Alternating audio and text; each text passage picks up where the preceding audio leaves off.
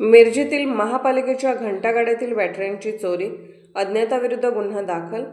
सांगली मिरज कुपवाड महानगरपालिकेच्या घंटागाडी वाहनामधील बॅटऱ्यांची चोरी झाल्याची घटना मिरजेत उघडकीस आली आहे. या प्रकरणी अज्ञात चोरट्याविरोधात मिरज शहर पोलीस ठाण्यात गुन्हा दाखल करण्यात आला आहे.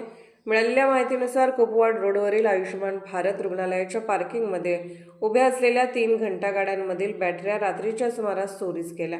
या बॅटऱ्यांची अंदाजे किंमत सुमारे 9,000 रुपये असल्याचे सांगण्यात येत आहे. या घटनेची तक्रार महात्मा गांधी चौक पोलीस ठाण्यात दाखल करण्यात आली असून पोलिसांनी अज्ञात चोरट्याविरोधात गुन्हा नोंदवून तपास सुरू केला आहे.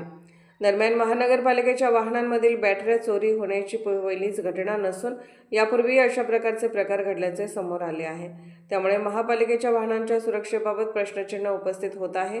या प्रकरणी पोलिसांकडून परिसरातील सीसीटीव्ही फुटेजची तपासणी करण्यात आली असून आरोपींचा शोध घेतला जात आहे.